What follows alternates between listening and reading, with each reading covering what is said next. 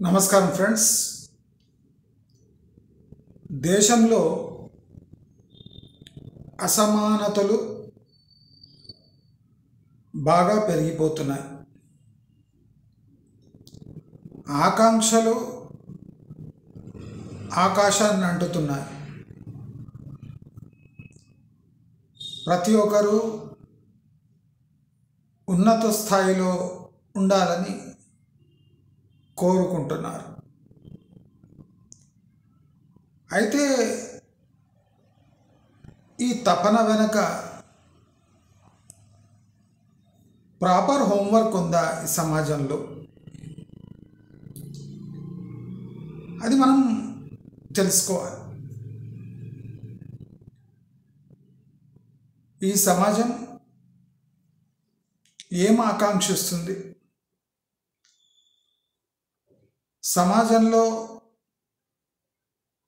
అందరి ఆకాంక్షలు కొన్నే అయితే, జాగ్రత్తగా గమనించండి, అందరూ ఆకాంక్షలు కొన్నే అయితే సమాజంలో అసమానతలు పెరిగినట్టు అనిపించవా? చాలా గంభీరమైన సమస్య గురించి నేను డిస్కస్ చేస్తున్నాను. అసలు ఈ సమాజంలో ఈ అంబిషన్స్, ఈ పోటీతత్వం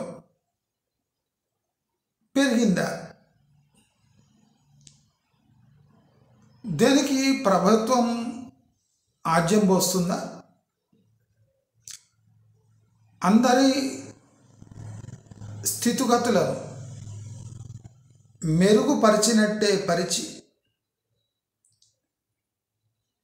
వాళ్ళను వెనుకబడేలా చేస్తుందా?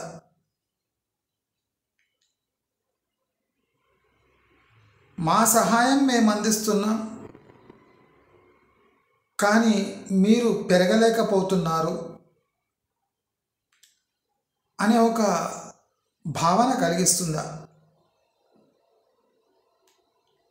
ప్రజా సంక్షేమ కార్యక్రమాల వల్ల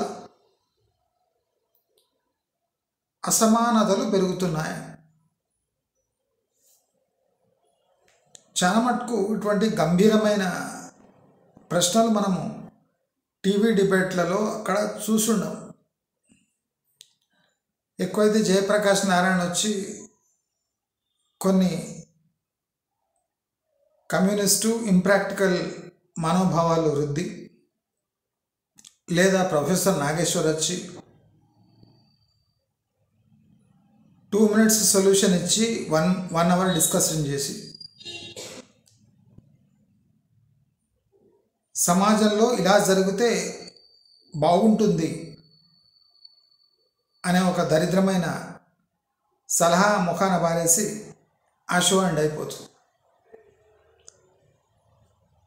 అసలు ఈ సమాజంలో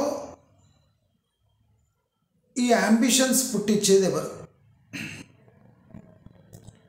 అందుకోసం నరేంద్ర మోదీ పార్లమెంట్లో ఒక బ్యూటిఫుల్ మాట అన్నాడు, పకోడే బేచిన అన్నాడు.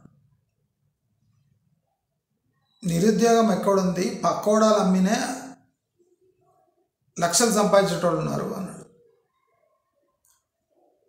తప్పనలేదు. ఇప్పుడు ఆర్థిక సమానతలు, అసమానతలు, సొసైటీ బేస్డ్ అసమానతలు,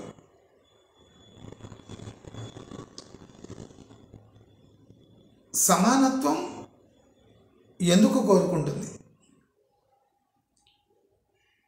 దేంట్లో సమానత్వం కోరుకుంటుంది? చాలా ఇంపార్టెంట్ క్వశ్చన్స్. సమాజం సమానత్వం దేంట్లో కోరుకుంటుంది?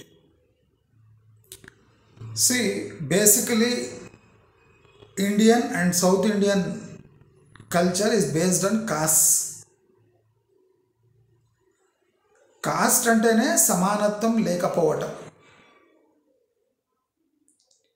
మరి కాస్టిస్ట్ సిస్టంలో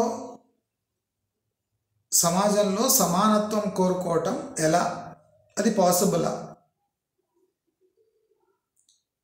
మనమే మన కాస్ట్ గర్వంగా చెప్పుకుంటాం.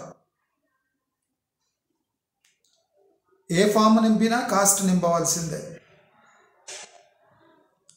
మరి కాస్ట్ బేస్డ్ క్వశ్చనర్స్ ఉన్నాక, కాస్ట్ బేస్డ్ ఏ అడ్మిషన్స్ అయినా ఉన్నాక, మరి సమానత్వం కోరుకోవటం న్యాయమేనా?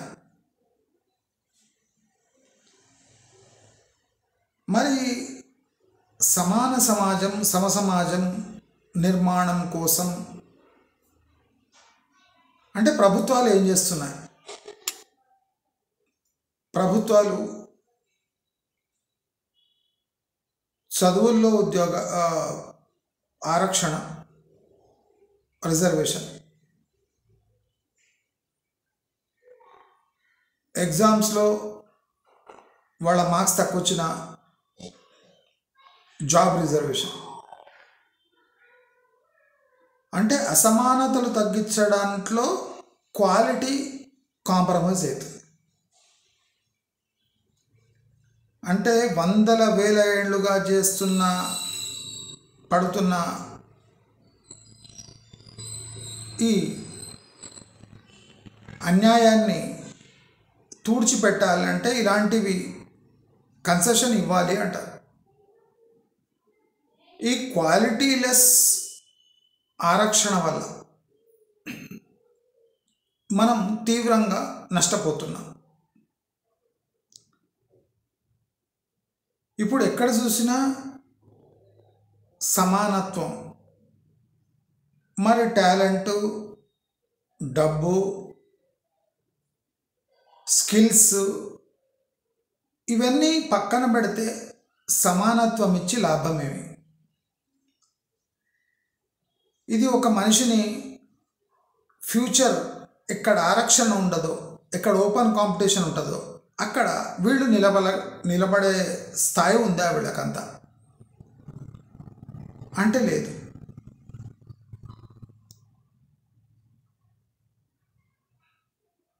నేను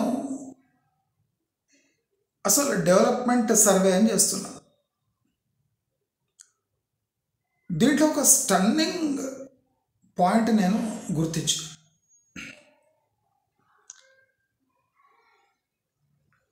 ఎల్బీ నగర్ కాదు, ఉప్పల్ నుంచి ఇబ్రాహీంపట్నం వరకు మనకు చైతన్య, నారాయణ అనే విద్యా సంస్థలు కనిపించవు. అన్నీ వేరే ప్రైవేట్ కాలేజీలు అవి ఇవి ఉన్నాయి, కానీ ఎక్కడైనా ఉండొచ్చు, నాకు మిస్ అయి ఉండొచ్చు. కానీ ఉప్పల్ చౌరస్తా నుంచి ఇబ్రాహీంపట్నం వరకు శ్రీ చైతన్య, నారాయణలు ఏమో ఒకటి రెండు ఉండొచ్చో ఉండో, అంటే దాదాపు మీరు అబ్జర్వ్ చేస్తే 30 కిలోమీటర్ల వరకు మీకు శ్రీ చైతన్య, నారాయణలు కనిపించవు. అదే రోడ్డు నేను సర్వే చేస్తున్నాను. ఎన్జిఓస్ కాలనీ, బిఎన్ రెడ్డి, అంటే ఆ హయత్ నగర్ పోయే ముందు వనస్థలీపురం వరకు ఒక రకమైన డెవలప్మెంట్. సాగర్ అంటే ఎల్బీ నగర్ నుంచి ఇబ్రాహీంపట్నం వరకు షాప్స్, వాణిజ్య సంస్థలు ఉంటాయి, కానీ డెవలప్మెంట్ లేదు. అసలు ఇక్కడ ఇంత గ్యాప్ ఎందుకుంది? చైతన్య, నారాయణ లాంటి సంస్థలు పెట్టారు కదా ఇప్పుడు గల్లీకోటి. ఇంత పెద్ద కారిడార్లో వాళ్ళు ఎందుకు లేరు? ఇక్కడ పాపులేషన్ ఎటువంటి పాపులేషన్? ఇక్కడ తెలంగాణ ప్రైవేట్ విద్యా సంస్థలే ఎందుకున్నాయి?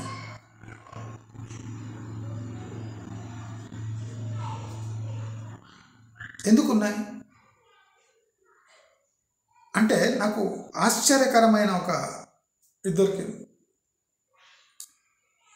ఇక్కడ చాలా junior colleges, degree colleges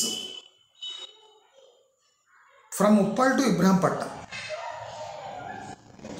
totally dependent on hostel based admissions. అంటే ఊరి నుంచి వచ్చి ఇక్కడ ఉండి హాస్టల్లో ఉండి అదే కాలేజ్లో చదివే అడ్మిషన్సే ఎక్కువ ఉన్నాయి. ఈ పిల్లలు ఎవరు? ప్రైవేట్ విద్యాసంస్థలే, అన్ని తెలంగాణ ప్రైవేట్ విద్యాసంస్థలు ఫ్రమ్ ఉప్పల్ టు ఇబ్రహంపట్నం.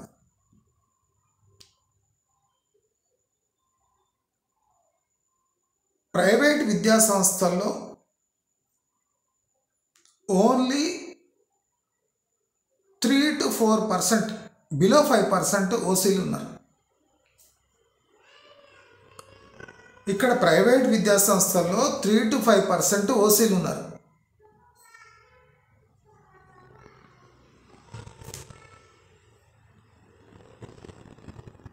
అంటే ఇక్కడ నిరుపేదలు స్కాలర్షిప్ మీద చదివే పిల్లలే, అంటే ప్రభుత్వ ఫీజు చెల్లిస్తే కానీ వీళ్ళు చదవలేని వాళ్ళు అంటే అబౌవ్ 90% ఉన్నారు. నేను ఇంకా బీసీల గురించి మాట్లాడతలేదు. అంటే బీసీ ఓసీ కలిపి 10% దాటారు ప్రైవేట్ విద్యాసంస్థలు.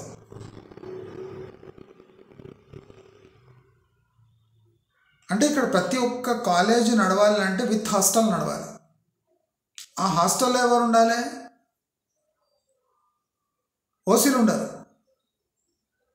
ప్రభుత్వం ఇచ్చే గ్రాంట్పై చదువుకునే పిల్లలు మాత్రం ఉంటారు. ఫీజు రియంబర్స్మెంట్ ఇచ్చే పిల్లలు మాత్రమే చదువుతున్నారు.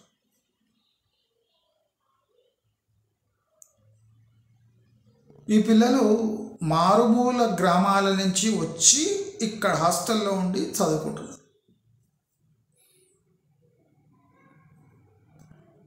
వీళ్ళల్లో ఇంటర్లో ఉత్తీర్ణత శాతం ఎంత అంటే సుమారు 90% ఉత్తీర్ణలు అవుతలేరు, 90% ఫెయిల్ అవుతున్నారు. వీళ్ళల్లో ఏ ఆప్షన్ చూస్ చేసుకుంటున్నారు? మ్యాక్సిమం ఎంపీసీ,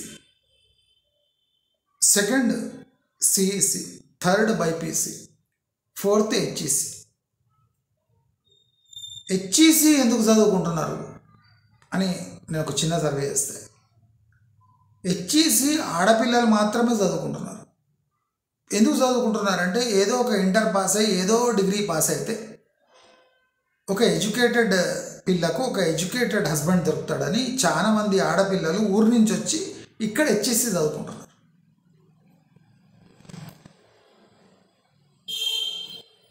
సిఈసి పిల్లలు మ్యాథ్స్ సైన్స్ ఉండదు కనుక సిఈసి తీసుకుంటారు.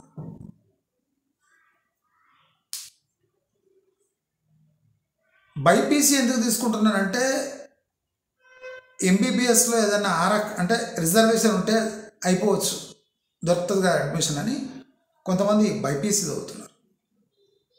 ఎంపీసీ మోస్ట్ పాపులర్ సబ్జెక్టు, దాంట్లో 90% మంది ఫెయిల్ అవుతున్నారు. 90% మంది ఫెయిల్ అవుతున్నారు. Average fees per year 60,000 to 1,20,000 కడుతున్నారు, including lodging, boarding and intermediate, degree. 90% fail అవుతున్నారు. 90%. ప్రభుత్వం వాళ్లకు ఫీజు రియంబర్స్మెంట్ ఇస్తుంది కనుక హైదరాబాద్కి వచ్చి 40-50 వేలు హాస్టల్కి కట్టి మిగతాది ప్రభుత్వం ఇచ్చిన డబ్బులతో వీళ్ళకి అడ్మిషన్ ఇప్పించి ప్రతి నెల ఒక 3,000 అదనపు ఖర్చు భరిస్తూ పిల్లల్ని చదువుకునేటట్టు చేస్తున్నారు. పిల్లలు చదువుకుంటున్నారా? 90% ఫెయిల్ అవుతున్నారు. ఎక్కడి నుంచి? ఉప్పల్ చౌరస్తా నుంచి ఇబ్రహీంపట్నం వరకు. ఇక్కడ type of population mostly Telangana rural population. అక్కడక్కడ అర్బన్ ఆంధ్ర పాకెట్స్ ఉన్నాయి. ఇంజియస్ కాలనీ, బిఎన్ రెడ్డి, అక్కడక్కడ ఆంధ్ర పాకెట్స్ ఉన్నాయి తప్ప majority Telangana native OBC and below OBC population.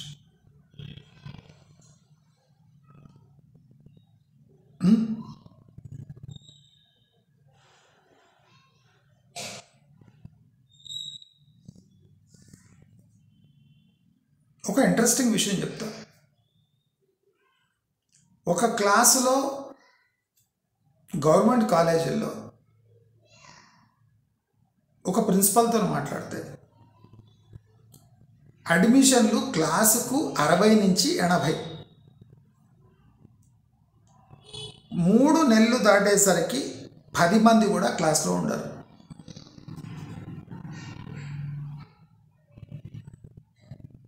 Fee reimbursement తీసుకోవడానికే చదువుతున్నారు సార్ అన్నాడు ప్రిన్సిపల్. 80 మంది 60 నుంచి 80 మందిని తీసుకుంటే 10 మంది కూడా అటెండ్ కారట ఆఫ్టర్ 3 months. 3, 4, 5, 6 ఇంతే.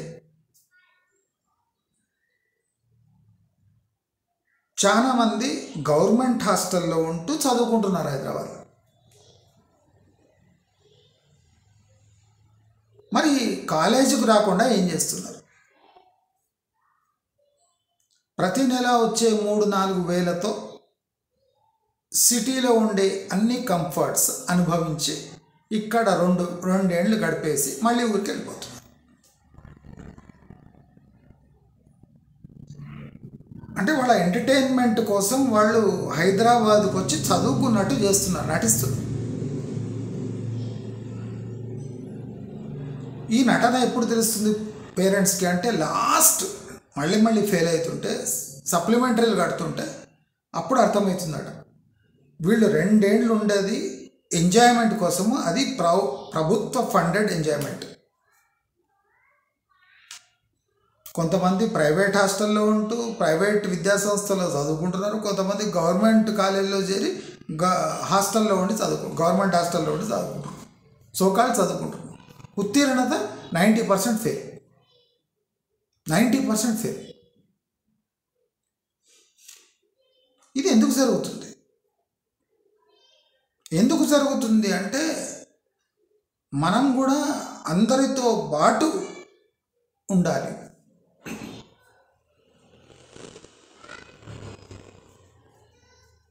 జస్ట్ పాస్ అయిన వాళ్ళు ఎంపీసీలో అంటే జస్ట్ బొటాబొటి పాస్ అయినారు 10th. దాంట్లో 90% ఎంపీసీ తీసుకుంటున్నారు. 90%. వాడికి ఇంటర్ వాడికి 7th class, 6th class, 5th class, 4th class sums ఇచ్చిన అంటే కిందికి వస్తా ఇచ్చిన అడిషన్ కూడా చేయలేకపోతుంది. వాళ్లకు ప్రభుత్వ స్కాలర్షిప్, ప్రభుత్వ ఫీజు రియంబర్స్మెంట్, 2 ఏళ్ల చదువు, కొంతమందికి ప్రభుత్వ హాస్టల్ ఫెసిలిటీ కూడా. వీళ్ళంతా మీరు ఆశ్చర్యపోతారు. ఈ 90% ఫెయిల్ అయ్యే దాంట్లో దాదాపు 70% నీటు, ఐఐటి, జేఈ ఇటువంటి కోచింగ్ తీసుకుంటున్నారు. వానికి చాలా మందికి 5th క్లాస్ ప్రాబ్లమ్స్ రావు. వాడు ఇంటర్ ఫస్ట్ ఇయర్ ఎంపీసీ, వానికి ఫీజు రియంబర్స్మెంట్,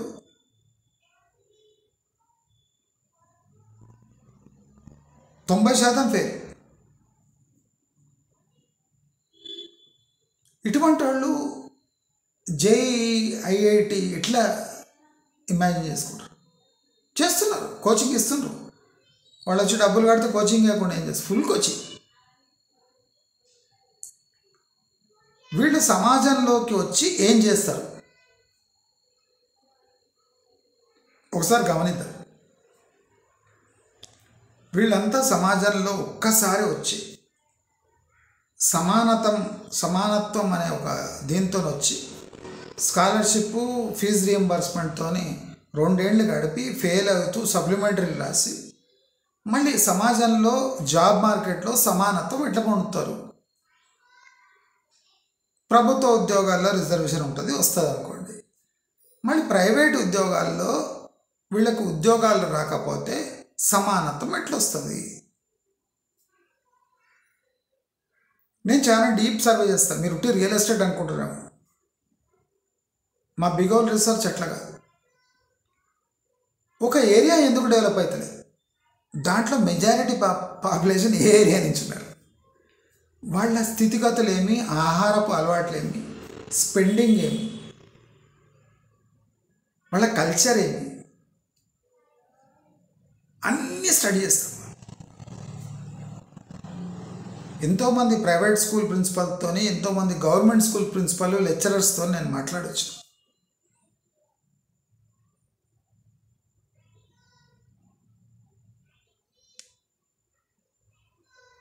చాలామంది గవర్నమెంట్ కాలేజెస్లో లెక్చరర్స్ దగ్గరున్న గవర్నమెంట్ ఆఫీస్కి పోయి దీనికి పోతున్నారు. ఆ కాలేజీలో ఏం లేవు.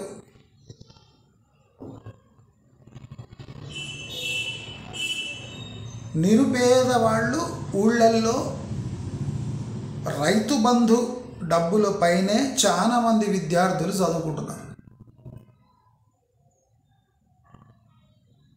చాలామంది పేరెంట్స్ చెప్పింది ఏమంటే వాళ్ళ రైతు బంధు మొత్తం పిల్లల ఎడ్యుకేషన్ కోసం పెడతారు. స్కాలర్షిప్ వాళ్ళ ఖర్చుల కోసం యూజ్ చేసుకుంటున్నారు. వస్తే అది ఎప్పుడు వస్తుందో తెలియదు. ఫీజు రియంబర్స్మెంట్లు ఎప్పుడు వస్తే తెలియదు. రాకపోతే అదనపు భారం. ప్రతి నెల 3,000 చేతికిచ్చిపోతాడు ఖర్చుల కోసం. హాస్టల్ పిల్లలకు ఎవరు వాళ్ళంతా 90% బడుగు వర్గాలు. వీళ్ళ పర్సంటేజ్ పాస్ పర్సంటేజ్ ఎంత? పాస్ పర్సంటేజ్ ఎంత? బొట్టి.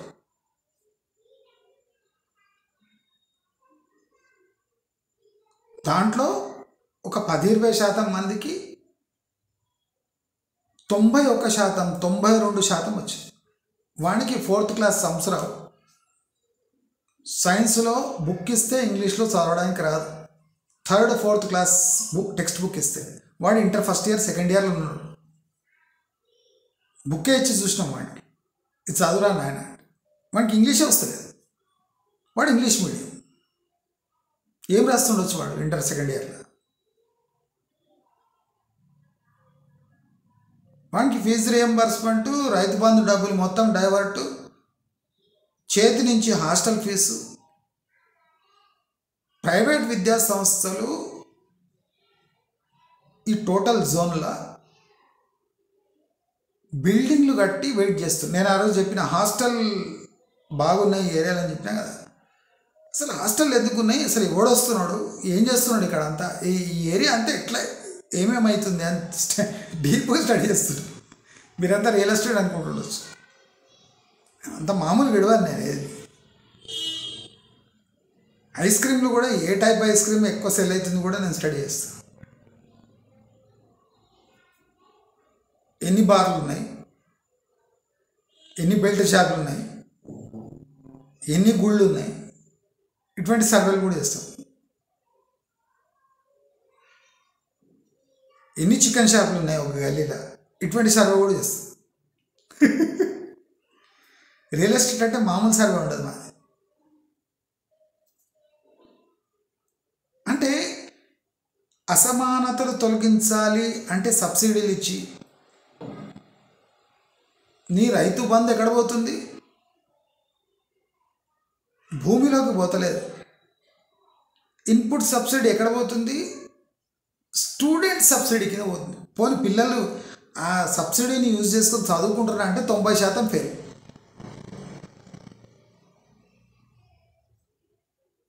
ఫెయిల్ కావద్దు అంటే నారాయణ చైతన్యాలు జాయిన్ కావాలి. వాడు ఎట్లా అట్లా గట్టెక్కిస్తాడు. నారాయణ చైతన్య ఈ టోటల్ జోన్లో నారాయణ చైతన్య ఎందుకు లేదు? ఎక్కడో గల్లీలో హాస్టల్ బేస్డ్ ఉండొచ్చు. చైతన్య నారాయణ ఏదో లోపల ఉంటుంది. ఒక హాస్టల్ ప్లస్ కోచింగ్ అంటే ఇంటర్ ఉన్నట్టు ఉంటుంది. అటువంటిది ఏదో 2-3 ఉంటాయి ఈ టోటల్ 30 కిలోమీటర్స్ జోన్లో. అసలు ఎందుకు లేదు చైతన్య నారాయణ? ఎక్కడంటే అక్కడ ఉండాలి కదా వీళ్ళు. ఎందుకు లేరనేది కూడా స్టడీ చేసింది. ఎందుకంటే పూర్ తెలంగాణ రూరల్ పాపులేషన్ మాత్రమే ఇక్కడ అడ్మిషన్ తీసుకుంటారు. మళ్ళీ దిల్సుఖ్ నగర్ అక్కడ పోగానే మళ్ళీ ఆంధ్ర నారాయణ చైతన్య అవి గాయత్రి శ్రీ గాయత్రి అవి అన్నీ.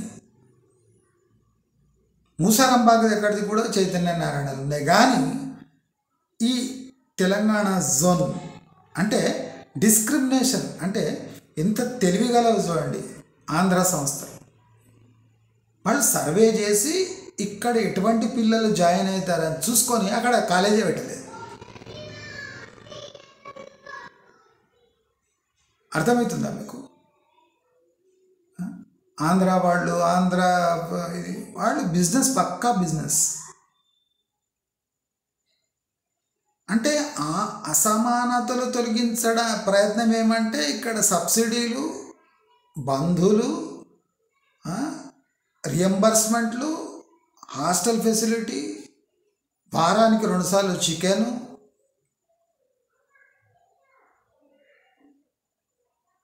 పొద్దున టిఫిను. చాలామంది పిల్లలు ఊరికి పోనంటున్నాడు సెకండ్ ఇయర్ అయినా కూడా. ఎందుకంటే పొద్దున టిఫిన్ ఉండదు ఇంట్లో, డైరెక్ట్ అన్నమే. ఇక్కడ టిఫిన్, వారానికి 2 సార్లు చికెన్. ప్రైవేట్ హాస్టళ్ళలో, గవర్నమెంట్ హాస్టల్లో కూడా పిల్లలు మళ్ళీ ఊరికి వెళ్ళిపోతారు. వాడు రానంటాడు, సెకండ్ ఇయర్ ఫెయిల్ అయినా ఇక్కడనే నేను కోచింగ్ తీసుకుంటా, ఇక్కడనే ఇంటర్ పాస్ అయ్యే వరకు రానని చెప్పి ఇక్కడనే 2-3 ఇయర్స్ ఉన్నవాళ్ళు కూడా ఉన్నారు పిల్లలు. వీళ్ళంతా ఎవరు? తెలంగాణ రూరల్ ఏరియా నుంచి వచ్చిన పిల్లలు.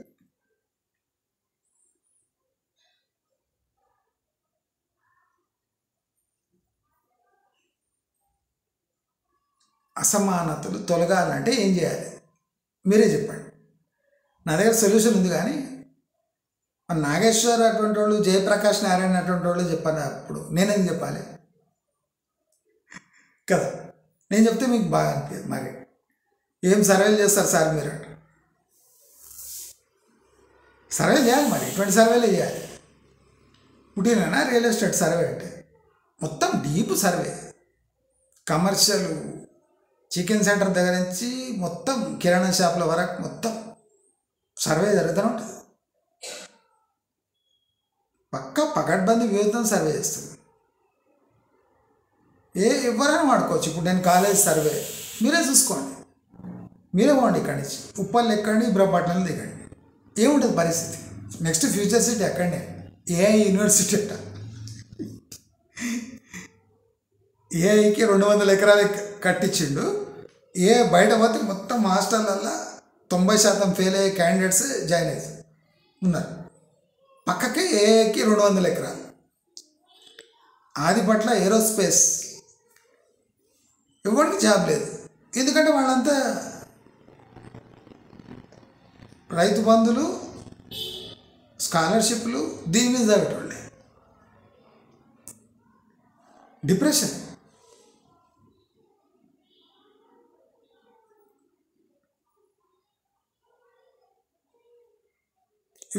ఇటువంటి కాలేజెస్లో ఎవరైనా ఓసీలు జాయిన్ అవుతారా? కారు. వాళ్ళంతా ఎక్కడ జాయిన్ అవుతారు? Narayana, Chaitanya.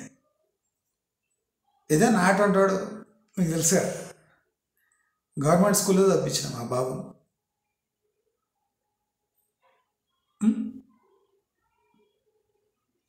Risk high.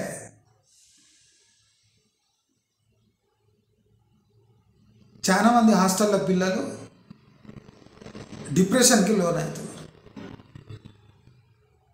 MPC తీసుకున్నారు, చదవలేకపోతున్నారు. వాళ్ళ పరిస్థితి ఏమి? కౌన్సిలింగ్ ఉందా? లేదు. ఎవరి ఫీజు వాడికి వస్తున్నది, ఎవరి ఫామ్లు వాడు నింపుతున్నాడు, ఎవరి ఎగ్జామ్ వాడు రాస్తున్నాడు. సప్లిమెంటరీ ఫీజు వస్తుంది, ఫీజు రియంబర్స్మెంట్లు వస్తున్నాయి. అమ్మ నాన్న రైతు బంధు మొత్తం తెచ్చి వీళ్ళకి గుమ్మరిస్తున్నారు. యూ కెన్ ఇమాజిన్ ఎట్లుంటుంది. కొంతమంది ముగ్గురు పిల్లలు ఇక్కడనే ఉన్నారు హైదరాబాద్. ఎంత ప్రెషర్ ఉంటుంది. అన్ని స్కాలర్షిప్లు అన్నీ అయినా చేతి నుంచి ఒక 6-7 వేలు పడుతున్నాయంట పిల్లలకు చదివే ఉట్టిగా. పై ఖర్చులు పెట్టుకోండి అని 7-8 వేలు పడుతున్నాయంట ప్రతి నెల ముగ్గురు పిల్లల తండ్రికి. వీళ్ళు చదువుకొని ఏమైనా మంచిగా ఇదవుతారంటే స్కాలర్షిప్లు అవి ఇవి తినేది, 2 years ఎంజాయ్ చేసేది. మళ్ళీ డిగ్రీ కథ వేరే ఉంది. ఇంకా డిగ్రీ 4 years మజా, లాస్ట్కి ఏం రిజల్ట్ ఏం లేదు. నాకు డిప్రెషన్ వచ్చేసి లక్షలు రూరల్ పేరెంట్స్ ఖర్చు పెడుతున్నారు, లక్షలు. ఏ సెక్షన్లో ఉన్నాడు సార్ మీ పిల్లలు అంటే, అదేమో లెక్కల సెక్షన్ అట సార్, లెక్కల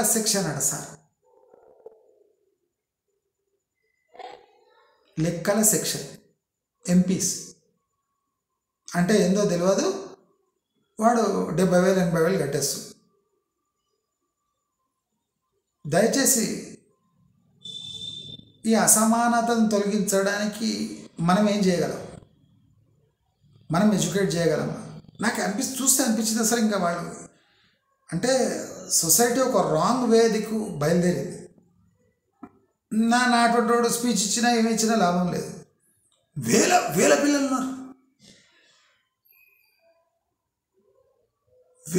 ఉన్నారు,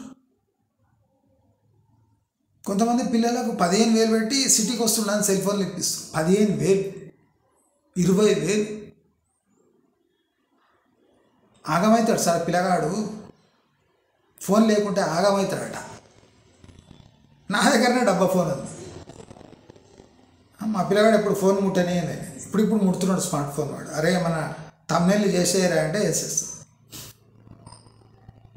ముట్టనేను వాడిని, ముట్టనిచ్చినా నా పని కోసం ముట్టనిస్తాడు.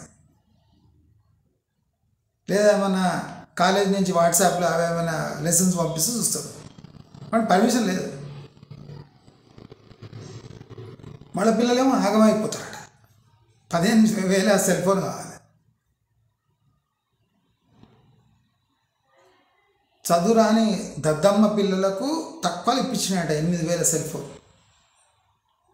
తెలివి లేని అమ్మాయికేమో 8,000. బాగా తెలివి ఉందట అబ్బాయికి, వాడు ఫెయిల్ గ్యారంటీ. వాడికో 20,000 cell phone. ఎందుకంటే లెసన్స్ అంతా సెల్ ఫోన్లోనే వస్తాయట.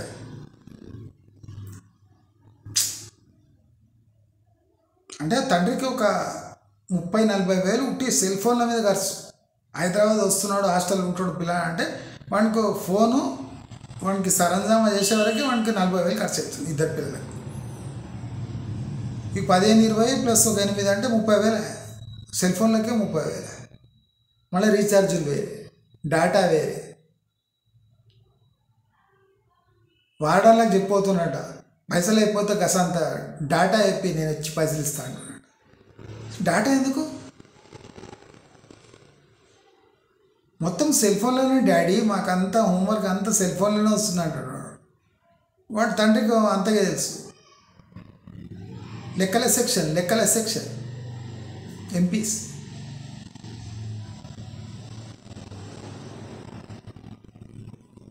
బైపీసీలో అందరు డాక్టర్లేట తెలుసా మీకు? మొత్తం బైపీసీ జాయిన్ కాగానే ఏమవుతారు? డాక్టర్ అవుతారు సార్. ఏంది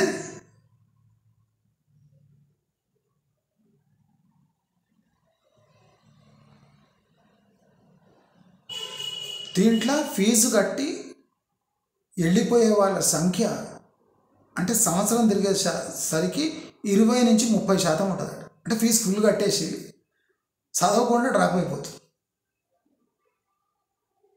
అంటే మనం కుక్కుతున్నాం వాళ్ళ దాంట్లో, ఎడ్యుకేషన్ ప్రోత్సహిస్తున్నాం, స్కాలర్షిప్స్లు ఇస్తున్నాం, బుక్స్ ఇస్తున్నాం, డ్రెస్సులు ఇస్తున్నాం, తిండి పెడుతున్నాం, ఫీజు రియంబర్స్మెంట్లు ఇస్తున్నాం, ప్రోత్సహిస్తున్నాం, లెక్చరర్లని పెట్టుకుంటున్నాం. ప్రైవేట్ విద్యా సంస్థలు నడుస్తున్నాయి, పబ్లిక్ విద్యా సంస్థలు మొత్తం చక్కా జామ్. రిజల్ట్ ఏమి? జీరో. ఇంజనీరింగ్ వరకు పోయి ఇంజనీరింగ్లో కూడా కాపీ కొడుతున్నాడు.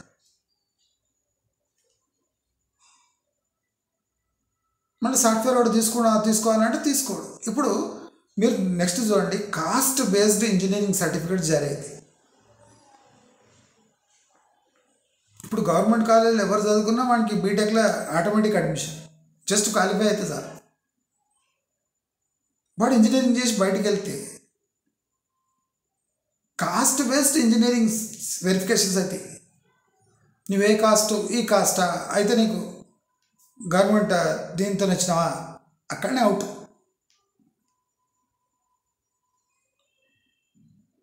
మనం డిస్క్రిమినేషన్ కావద్దు, సమానతరం ఉండాలి అని ఎడ్యుకేషన్ అని నింపి ఈ జనాలను మత్తెక్కించి దాంట్లో నొక్కితే రిజల్ట్ ఎక్కడ వచ్చిందంటే సాఫ్ట్వేర్ అందరికీ టార్గెట్ సాఫ్ట్వేర్ జాబ్ కదా, అక్కడ వచ్చే వరకు ఇంటి మార్పు పడిపోతుంది, అయిపోయి ఖతం. అంటే మనం 10 సంవత్సరాల గవర్నమెంట్ ఫండెడ్ ఎడ్యుకేషన్ రిజల్ట్ ఏమంటే 0, గుండు 0. దాంట్లో పాసిబిలిటీ ఏమైనా ఉందంటే 0.5% ఉందట. అంటే గవర్నమెంట్లో చదువుకొని సబ్సిడీలతోని వాడు సాఫ్ట్వేర్లో పోయే ఛాన్సెస్ 0.5, 1% కూడా లేదు. ఇక ప్రైవేట్ విద్యా సంస్థలో అయితే డ్రాప్ అయిపోయి వాడు ఏమో చేస్తున్నాడు, వాడు కొంతమంది ఊళ్ళోకి వెళ్ళిపోతారు.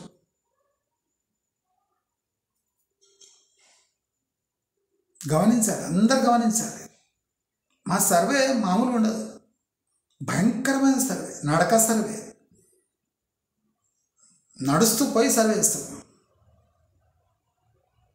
దయచేసి అందరూ ఈ ఘటనలపై ఒక్కసారి డిస్కషన్ చేయండి.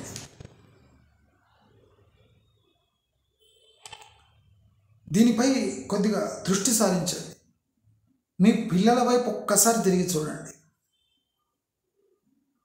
అంటే మేము రోజు చూస్తాం పిల్లలం, అట్లా కాదు. ఒక్కసారి మీ పిల్లల గురించి ఆలోచించండి, వాళ్ళని తిరిగి చూడండి. అంటే అసలు వాళ్ళ బిహేవియర్, వాళ్ళ యాంబిషన్స్ ఏమున్నాయి, రిజల్ట్ రియల్లీ చేయగలడా, టైం వేస్ట్ చేస్తున్నాడా, లేదా వృత్తి విద్య ఏదైనా కోర్సులు ఇప్పిద్దామా, ఒక్కసారి ఆలోచించండి.